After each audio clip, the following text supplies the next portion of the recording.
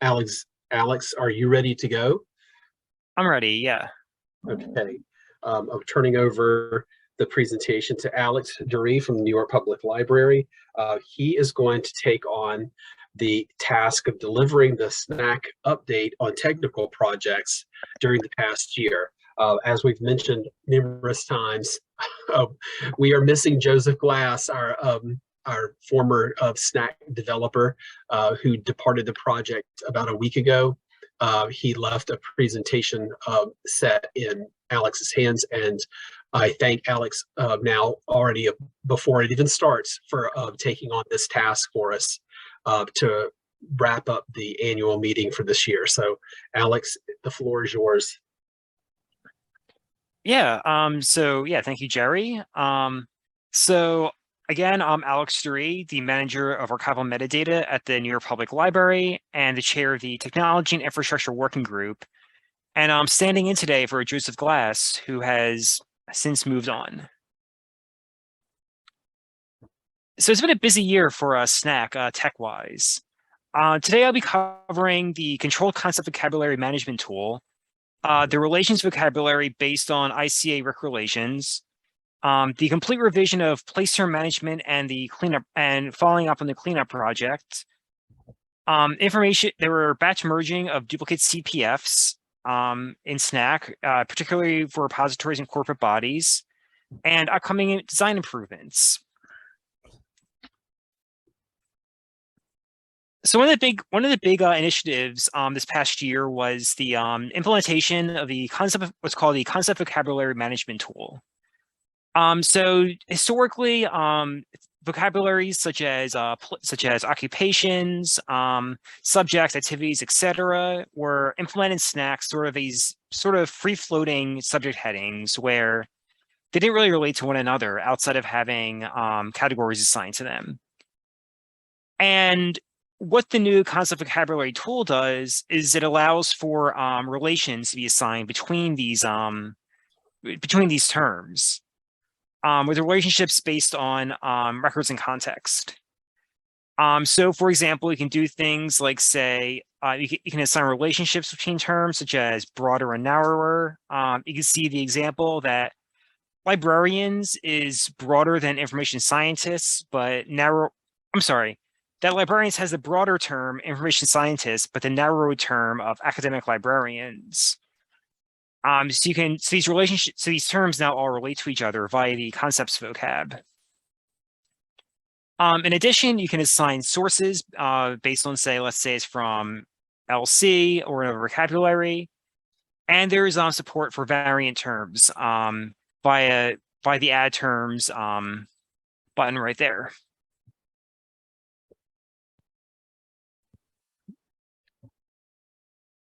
Following up on the SNAC terms, as discussed yesterday, there was a cleanup project for 145,000 place names. And I'm working with the Technology and Infrastructure Working Group. There's a multi-pass semi-automated process to get all these terms, to get patterns identified, terms merged together, and reconciled against LC formatting. Generally using the LC, the Library of Congress rules of formulating geographic headings. So for example, a common paradigm where to see terms such as United States -- California -- San Francisco. In cases like these were transformed into the proper heading, which would be San Francisco parentheses Calif. So things such as state headings turn to abbreviations. Things like United States, California, San Francisco transform into the proper heading, et cetera, et cetera.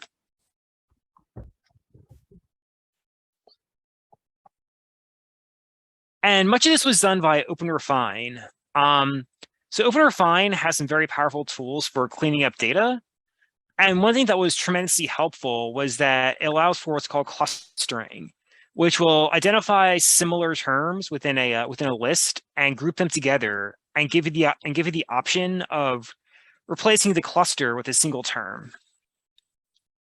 And this allows for instantly catching things like differences in spelling, maybe something's off by a character or two, diacritical terms, cases where maybe there's a little bit of extra punctuation or capitalization that kept terms from being the exact same. And also allowed us to catch things like order inversions.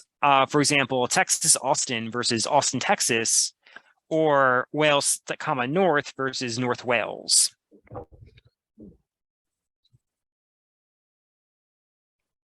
So for the cleanup process, what we did was we started by clustering all the similar terms together, identifying them.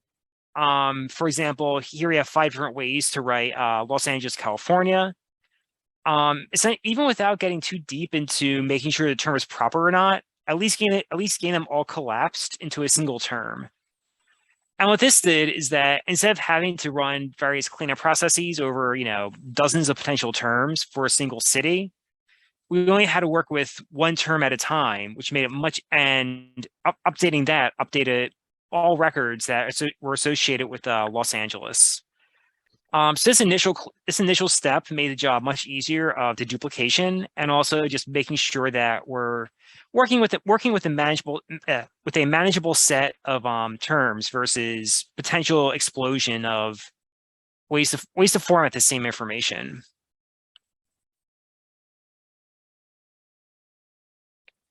Following up on clustering, we ran some Python scripts which found and replaced known problems, such as replacing countries and states with their proper abbreviations from LC, and updating a geographic name order.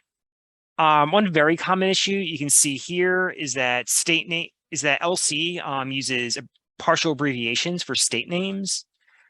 So if someone spelled out Alabama, it was replaced with the proper parentheses, Ala, period, parentheses. And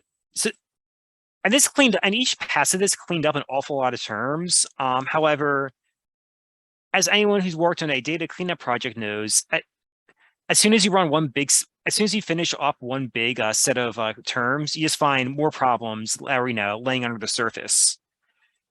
So the process here was to do clustering, write and run cleanup scripts, then go back to a TIWG and do another round of manual review to identify other potential patterns, and then repeat the process.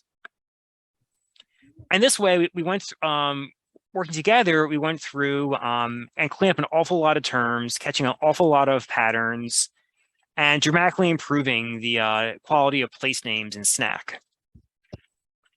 And now that this is done, we can start doing exciting things like assigning geographic lat long, assigning geonames, getting real fancy with how we manage places in SNAC, and being reasonably sure that if something says, "Oh, I'm Los Angeles," it means the Los Angeles that's used across SNAC, and not one of 20 potential Los Angeleses.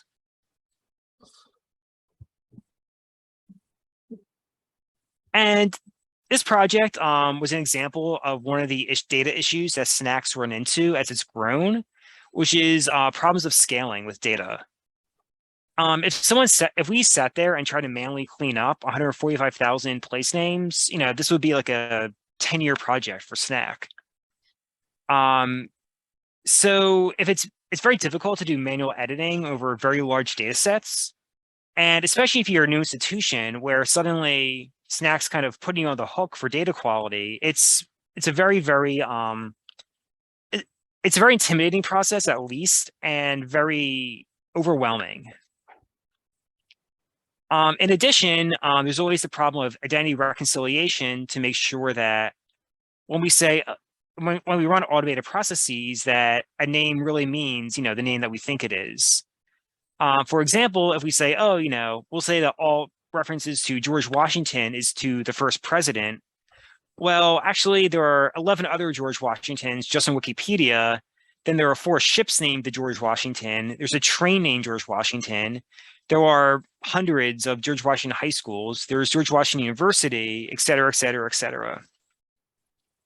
So to do identity reconciliation, you can't just leave it all to a computer. You really do have to have some degree of human intervention to make sure that you're not over-reconciling your terms.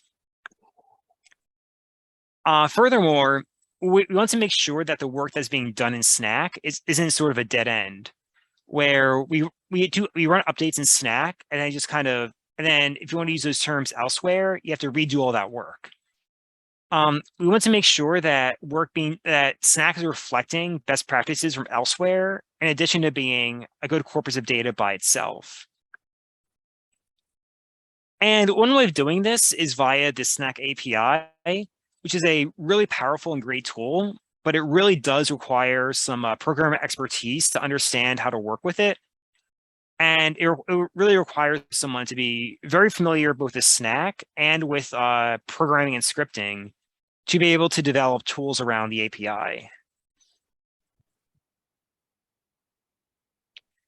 So the solutions that SNAC is moving towards are, or have developed, are the SNAC OpenRefine extension, a SNAC ArchivesSpace plugin, Light SNAC, and the vocabulary management tool.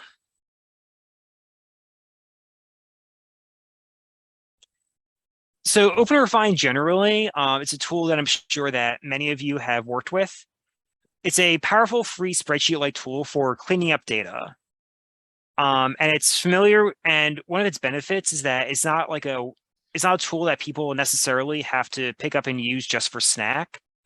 It's already in wide use across libraries and archives, and many metadata specialists are already very familiar with it. So we don't have to do specifically. It's a tool that a lot of people already know how to work with. Furthermore, it has some nice integrations with other tools like Wikidata and LC. So by using OpenRefine for SNAC, you sort of get a lot of integrations and expertise right out of the box just by basis of the tool. And yeah, it's a really amazing tool for data cleanup and transformation. There is a bit of a learning curve, but it's much more accessible than using the SNAC API. Furthermore, the TIWG has developed end-to-end documentation for using OpenRefine. It has a spreadsheet-like interface that's very intuitive and easy to work with. As discussed, it allows things like fasting and filtering, clustering to identify misspellings, tracking down duplicates and near duplicates, and collapsing them into single terms. Users can work with OpenRefine via a spreadsheet generated by local databases or the SNAC processing dashboard tool. And it does a lot of API work in the back end, but to the user, they don't have to sit there and work with things like API keys and whatnot, or managing API tokens. SNAC does that all for you. You can just focus on the data. However, to make all these updates, we have to connect local names identifiers to what's in SNAC, which brings us to reconciliation.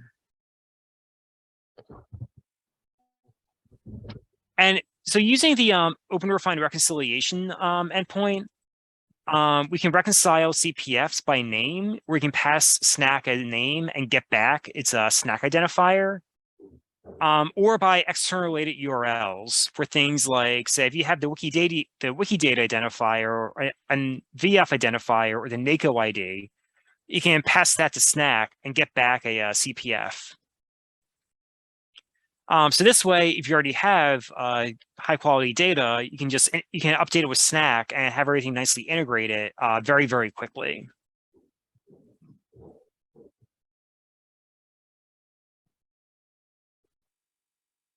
And this way, we can focus more on essentially the technical parts of reconciliation can be done very quickly. And then we can focus more on things like manual reconciliation. For example, making sure that the George Washington you have in your data is actually you can figure out which George Washington it is off this list. OpenRefine allows for semi-automated reconciliation, where you can set a threshold for confidence and match against that. So you can say, oh, actually, we really want to make sure we get this right. It has to be 100%. Or you can say, well, actually, if we're 90% accurate, that's fine. So maybe we'll lower our confidence a little bit just to get the majority of our data in.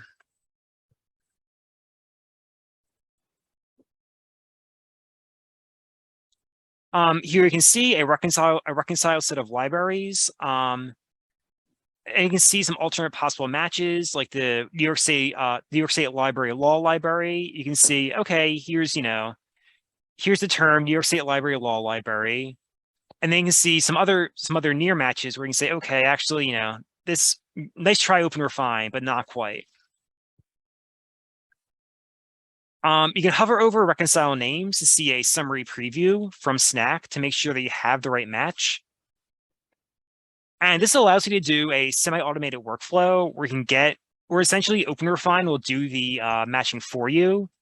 And your job is to make sure that everything gets split up and make sure that things really are what they say they are and not near matches. And this way, new SNAC users can start working with it. You can get onboarded very quickly, and we can very quickly get data linked up with SNAC by OpenRefine.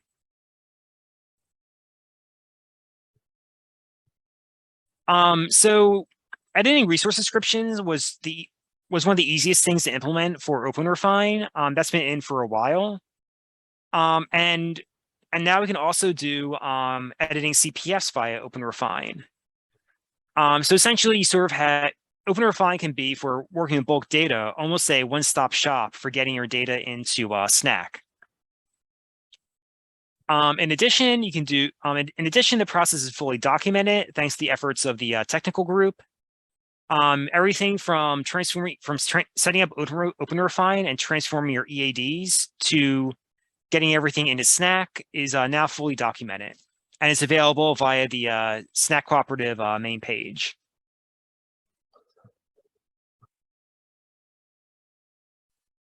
Furthermore, I've also mentioned that there's an ArchivesSpace plugin under development. There is a plugin that's written by Jason Jordan at the University of Virginia that's tested on ArchivesSpace 3.0 and above. And what this plugin does is it allows for working within ArchivesSpace. You can query SNAC for searching, pull CPFs into ASpace as agent records, and send data back to SNAC out of ArchivesSpace with links to resource records.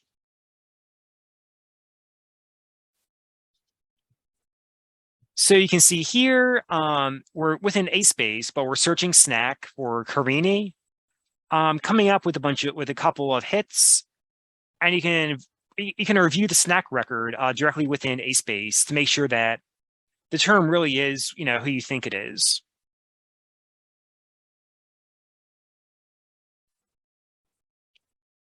We can also take a name such as Barbara Jordan and link the term and link against her SNAC record. And you can see that we can punch in, all right, let's link with SNAC. Okay, let's get our SNAC ID and pull that into ASpace, where it'll be displayed on the PUI for public users.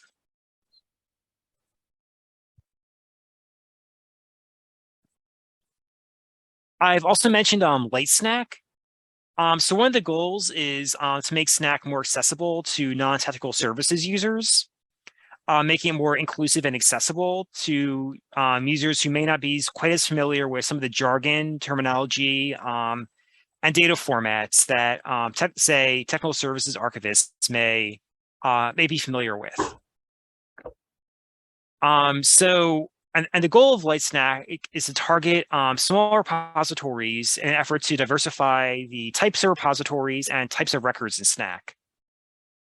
So, for example, you may have a small group, a small nonprofit that's may not have a trained archivist, but has is doing records management, doing, say, community archiving. And once they contribute to SNAC, but doesn't necessarily, if you give them, the full SNAC experience, it's going to be a bit overwhelming. So for example, we can do things like clarify language, say, instead of saying, hey, you gotta provide, the three-letter language code, which people may not be familiar with, you can instead say, okay, spell your language names, and then some work will be done on the back end to transform this into a language code, but you don't need to know about that. And the fields for Light SNAC are going to be somewhat minimal so that people can quickly work with it.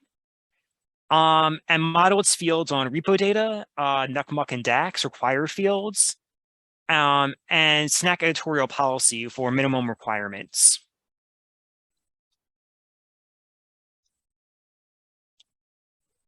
And yeah, a bit of a whirlwind tour of the past year of technical updates. So again, thank you to everyone. Thanks to the SNAC working groups, the HRC, Mark Twain Papers Project, National Archives, LCME, and Smithsonian. And thanks to everyone for attending today. And thank you, Alex, for that amazing presentation. We couldn't have done that without you. Stepping into Joseph's shoes is no easy task. And we really do thank you again for doing that. We do have some questions that have come up in the chat during the presentation, so I'm going to zip back up to the top here. And Alex and Daniel, if you're willing to jump in and help us with these, we'd appreciate it. The first question, is there a content limit on OpenRefine? This process could be useful for us. This is coming, by the way, it's coming from Brianna McLaughlin. But we have tens of thousands of subjects. So I guess basically, is there a content limit on OpenRefine? Go ahead, Alex.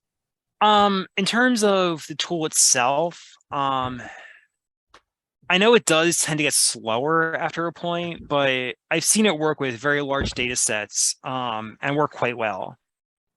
So you may want to experiment and try, different amounts of data to make sure that you're not overwhelming the tool. But I believe that OpenRefine itself, the limit is very, very high. Yeah, you can also it'll come with a default memory capacity on it. So if you want to work with really larger sets, I'm pretty sure that that's configurable, so you can up the amount of memory that it can use. But it will definitely be a lot slower when you start getting into the tens of thousands.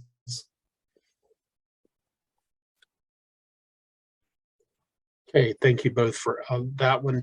The next question was from Margaret Peachy. Will there be any training using the API or OpenRefine? The second question built into this is, are there resources already available that I'm unaware of? And then Margaret quickly said, oh, sorry, I see them on the website. On the SNAC portal, you can find documentation for a number of these SNAC technical features. So Dina or someone else can chat in that link to that particular part of the portal.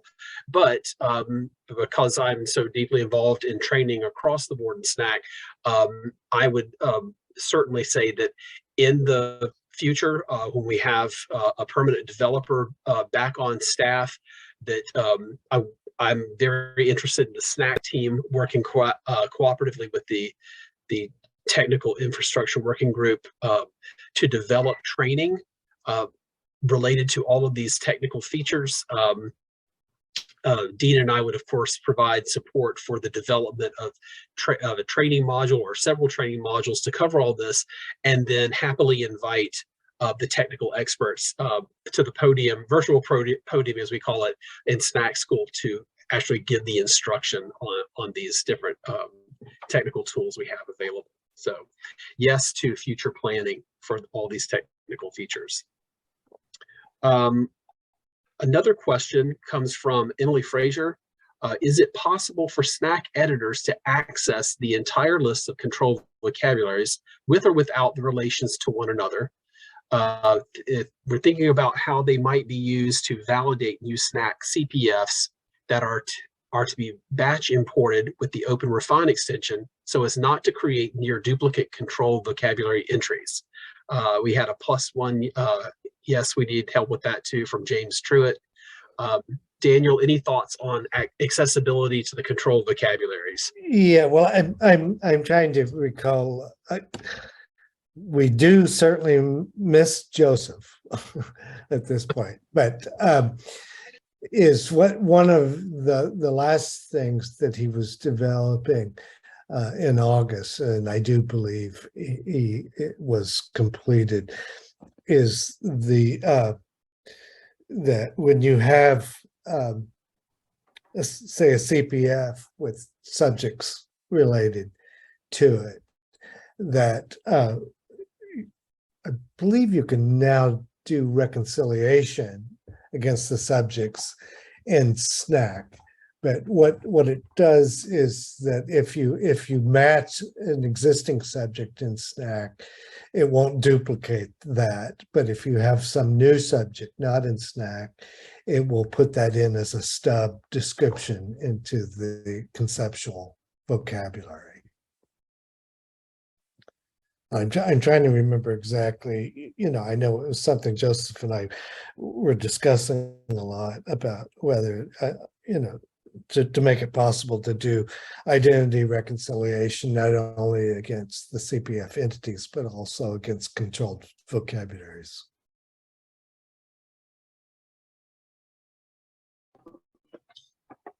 Thanks for helping with that answer, Daniel. We appreciate it.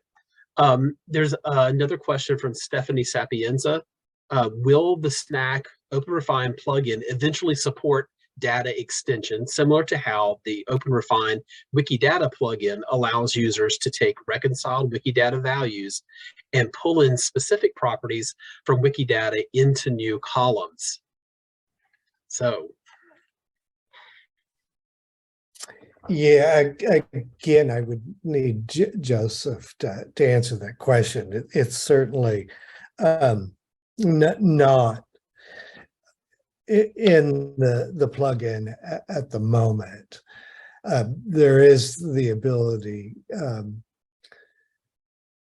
this is mostly SNAC oriented, when you have identifiers from, say, Wikidata or any other authority file that has been sort of sanctioned, let us say, within SNAC, you can put those into SNAC, but vice versa, going to, say, Wikidata and extracting data, that's not built into the plugin as such. I think, though, that there's probably workarounds with that, is that OpenRefine, if you wanted to go to Wikidata, you could pull in information and then turn around and reconcile that data against SNAC and use the SNAC plugin to push it, say, to SNAC. But I don't know offhand, I'm just speculating.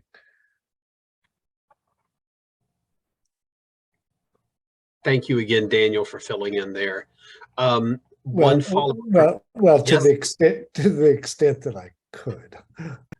Yes. You don't realize how much you depend on someone until you no longer have them around to depend on. So. Oh, you're speaking the truth, Daniel. Yeah. We have one follow-up from Emily Frazier's from her earlier question. So you can I'm guessing reconcile those controlled vocabulary terms in OpenRefine now, or only in manual editing? Yeah, I would have to go back and check. I know that it was something that Joseph was working on. And in order to get the controlled vocabularies, make them available for identity resolution, required some work on the SNAC side. And I don't know if he completed that work or not. I do know that in terms of pushing the controlled vocabularies to SNAC, that a great deal of work was done there. It's just I don't know where that reconciliation is. I'd have to go back and look.